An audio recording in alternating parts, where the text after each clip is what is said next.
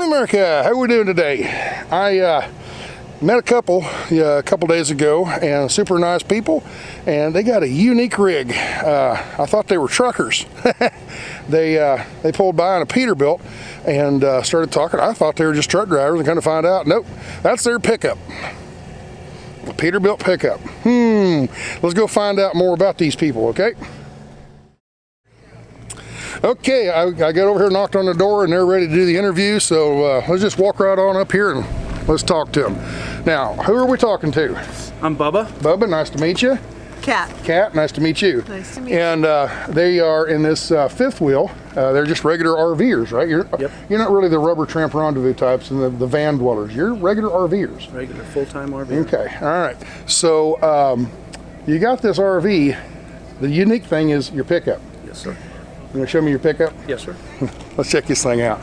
So this here is my 2004 Peterbilt. It is got a Cummins engine, ISX. ISX, very It's good. a model 387. 387? Yep. Right.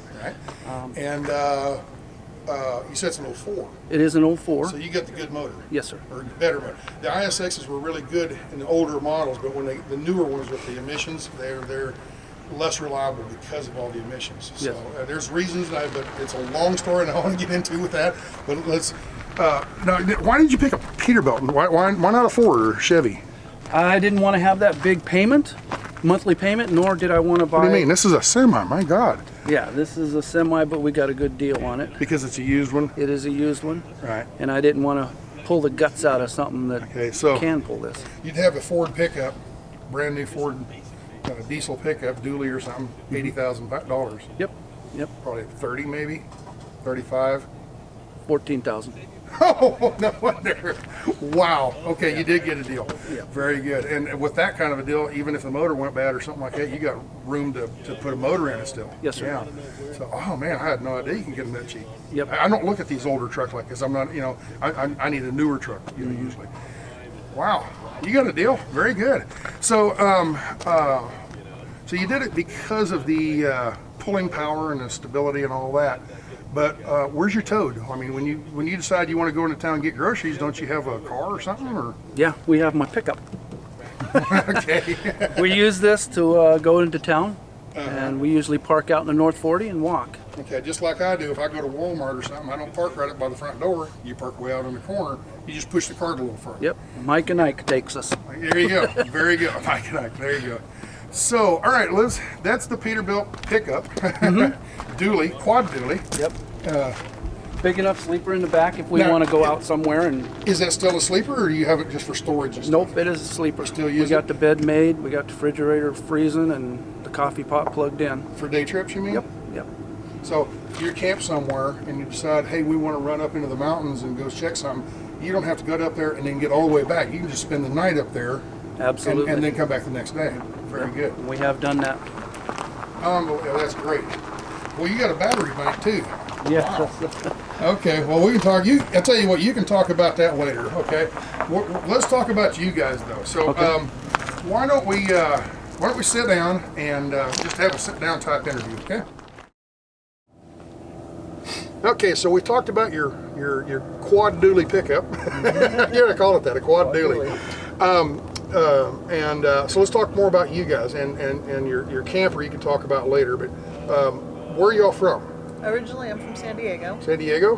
Montana. In Montana. Okay, met online, chat room type stuff, or how'd y'all meet? Unfortunately, that is the way we met. Really? Yes. We did Really? online. Okay. Yes, Oh, okay. online dating. I've got a friend of mine that met his wife online on farmersonly.com. I'm not kidding you. Yeah, he met her on there. But anyway, okay, see, that's how y'all met, and you moved to Montana. No. You moved to San Diego. I moved to San Diego. A little bit warmer, right? A little bit warmer. Very good. Yes. Okay, so that's how y'all met and got together. Now, your travel, you decided to start traveling a while back, and you're in this fifth wheel, and you're not RTR, rubber tramp rendezvous type people.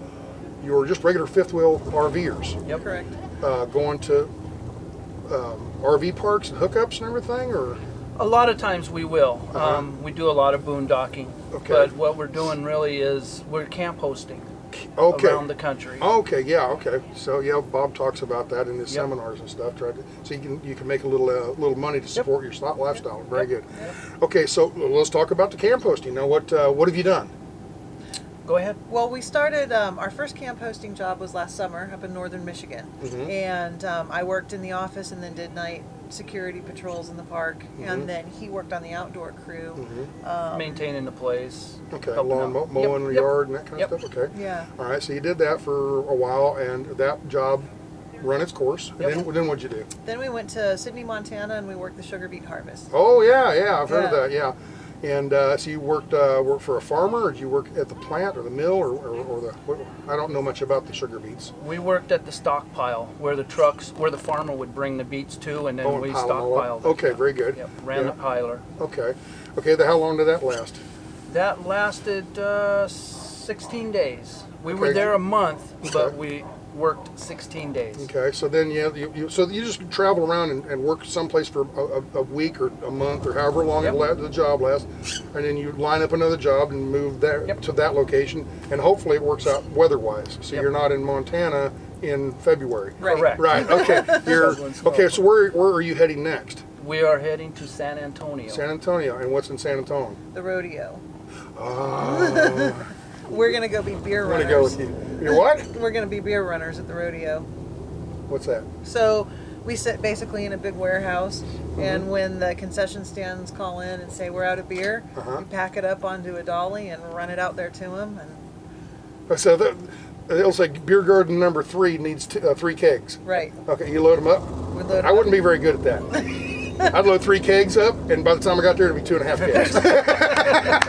We'll see how it goes. Yeah. That might be the case. How but, long is that for? For a weekend or something? A month. A month. A month. The rodeo goes on that long? Yeah. Wow, I didn't know that. I thought it was like a week-long event or a 5 or 6 day event. Yeah, it's like a 3-week event. Wow. Yeah, well, if you're doing that one, you ought to look into the like the Cheyenne Frontier Days and stuff Yep. like that too. Because I mean, if you like the rodeo type lifestyle, being from Montana, you probably do, don't you?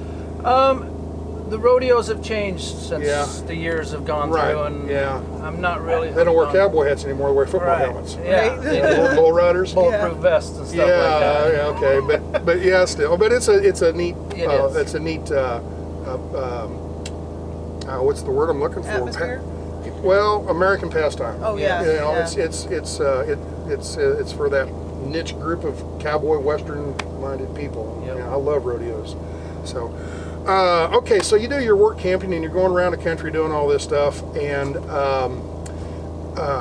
you can explain that later. Okay, we'll get to this in a second. But tell me about the truck being it's a semi. Now, do you have to have a CDL license for it? No, you do not. Why not? I am not making any money. It's non-commercial. Uh-huh. There's no DOT stickers on it.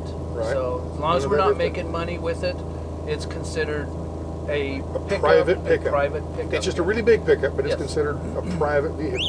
and, And that's in South Dakota, right? South Dakota registered that as a pickup. And- As a okay, so you're South glorified- Dakota residents then? Yes. We did. We established our residency in South And Dakota. you do the mail forwarding services Yes, and all that? exactly, Very yeah. good, very good. All right, so where are we going after this? Yeah, insurance. We're talking about insurance. Now, I looked into this. This was something I looked into. This is something I looked into several years ago about buying a moving trailer, like a Beacons or a Mayflower moving truck. Yep. Just the trailer, and using my truck, because I had the same thought. I've got a semi, and by the time I get ready to retire, it's not going to be worth $100,000 anymore. It's going to be worth 30 or 40. I'll sell it and then go buy a $80,000 pickup that won't do the job as well. It's a fifth wheels. They all hook up the same. Yep. I just use my pickup, and then I got to think, well, why buy a camper? I'd like to build my own and be stealthy, look like a trucker instead of an RV. Because I'm not interested in RV parks at all. Right. The hookups and all that. And I got to thinking I could build a home in the trailer, And I would even have a garage to pull it, like Jeep up in the back of it or something. You know, I thought, man, that'd be great. I had it all done out on SketchUp and all the walls. And then I thought, before I buy anything, I better check some other things like registration, insurances. And I couldn't find anybody that would insure it. But who do you go through? We go through National General. National General. Yeah, and they would only insure the truck if it was a package deal where we insured the trailer with them as well. But they insure both of them. Okay, so a redneck Joe can't just go out and buy a Peterbilt and say, okay, this is my pickup, and register it that way and insure it that way? I don't know 100% okay. Because at the time we had the truck and the trailer, but what they told us was that we had to do it as a package deal. It had to be the truck and the RV together. Okay.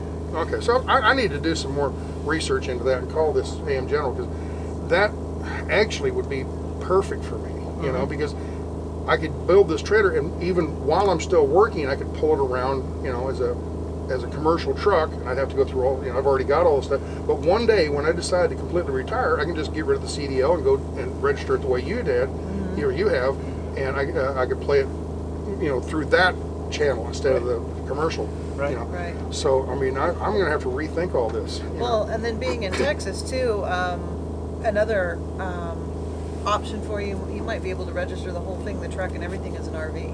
Yeah. Because if the truck has certain components in it, which yours does, you can register it as an RV. Right. And then that eliminates a whole lot of hassle right there too. Okay. All right. But okay, well, I'll have to do some research on that. Okay, so we talked about the registration, the insurance, the Class C driver's license. You don't have a Class A, you get a Class C, just like anybody else. Just regular Class C. Okay, and now, do you gear jam this thing too? It's an automatic, but I... Oh, boo hiss, boo hiss. No, I didn't know it was an automatic. Oh, no, it's not a real truck now. But yeah, I drive it. But you get up there and throw it in gear and take off. And Yeah. do you have any troubles with the big, you know, man, this is so big, and worry about going around corners and stuff? You just... No. She takes it grocery shopping. I do. I'll take the truck grocery shopping. It's my get-around car. Oh, man, where'd you find this girl? Oh, San man. Diego. Yeah, San Diego, yeah. She sounds like a Texas girl to me. So, and I love the Peterbilt Pickup. I mean, that's one of those, everything's bigger and better in Texas. Yep. Are you sure you guys ain't from Texas? So, okay, what else are we going to talk about? We were talking about insurance, we talked about driver's license, we talked about the work camping, and, oh, the biggest thing, you guys have a YouTube channel. You're just starting out on it, right? Right. What's it about? And tell them more about that. So our YouTube channel, it's Tipsy Marlin Travels. And we just tell everyone, think about a drunk fish, because our logo is a marlin holding a martini glass. The big marlin, deep water saltfish. Oh, Yeah, okay. yeah. So Tipsy Marlin. And we just want to show people that it's possible in a rig like this to go out and camp and boondock. And I don't know how many times people have told us you can't boondock in this rig, because it's a residential rig. We have the residential refrigerator and everything. And, Oh, too much power consumption. right. And the funny thing is, we've been doing it for a year. Yep. So Yeah. it's possible, It's you know. doable, It's yeah. doable. So we want to show our travels, the different places we go, so people know where you can take a big rig and go and visit, and just a glimpse of our life on the road, because everybody has a different story and a different way of getting there and a different way of doing things. And so we just want to share that with everybody. Okay. And Very good. share it with our family, so that while we're away from them, they can feel connected to us too. Very good. Yeah, that sounds kind of like, what's that couple from Loloho, Long Honeymoon? You know who those are, right? Yep. Yeah. Is that kind of what you're going to model? You're similar to that? Yeah. Similar What about idea. Gone with the Winds? Do you know them? Oh yeah. Yeah, I love them. That's probably one of my favorite channels. Non-trucking or, you know, whatever. I mean, I love the RVing thing. I got hooked, and then they went and bought that boat, and I'm like, I couldn't do it. There's no way I could just sail out across the Pacific. Look up Gone with the Winds. They've got a really good show. Put a video up about once a week. I think it's about a half-hour video once a week, and I think they're in like Fiji or someplace now, or somewhere out in the Pacific. But, And that's yeah. kind of our long-term goal, truthfully, is we want to go around and see all of North America that we feel like we want to see, and then at some point transition to a boat and go see the world. Oh, really? Yeah. Hence the reason Tipsy Marlin. That's what we're going to need. See, they're thinking ahead. They're thinking ahead. Wow, that's great. Big dreams, big dreams. We'll see, you know, as time goes on, we'll see how it all works out, but that's the direction we'd like to go with it. Wow. But we figure we've got a good 4 or 5 years of cruising around the U.S. in this. Okay, well, in 6 years, when you buy your boat, before you leave the country, invite me down. We'll have tea on the back of the back. What do they call it? I don't know boats. The back there, the back deck. Yeah, the poop deck. So that, if y'all know, Gone with the Winds. Their last name is Wynn. It's Gone with a W-Y-N-N-S. Winds. They did the RV and stuff, and it sounds like these people are going to just kind of follow that same path. And if you want to go back and watch Gone with the Winds from day one, well, here they are, kind of. Yep. You can watch them from the start. So when I first started, I didn't have any subscribers at all. Kind of where you're at right now. You have only how many? 18. Oh boy, 18. 18. I had 11. I had family members were the only subscribers. And some of the other YouTubers did interviews with me and everything, and wanted to look at the truck and all that.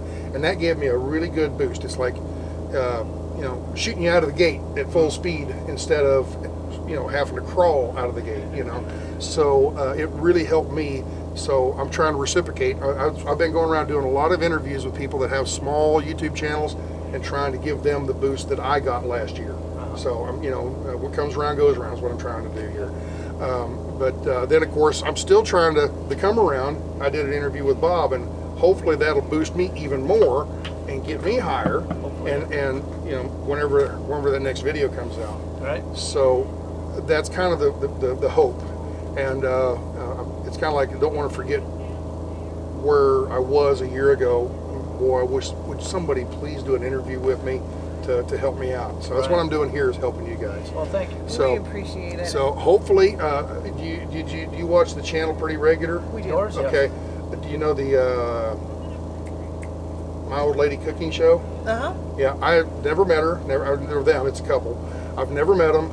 They've sent me emails and stuff like that. But I was just sitting there reading comments, and I saw her comment in the channel, and you know, like 28 subscribers or something like that. Oh, she must have a channel. And this is what I expected. I expected to go over there, My Old Lady's Cooking Show, and I figured I'm going to go over there. There's going to be 3 videos, one about how to cook lasagna and one about how to fry eggs, and it's just shared within the family kind of thing, but you put it on YouTube. I get on there, and there's a list of, I mean, like 100 or more videos on cooking stuff, and it's like, wow, this is actually pretty good. I can get some recipes from here, you know, and stuff.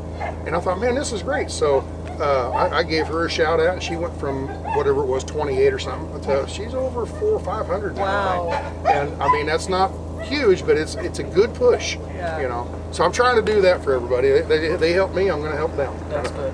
So anyway, let's wrap this up, and you want to go to their channel.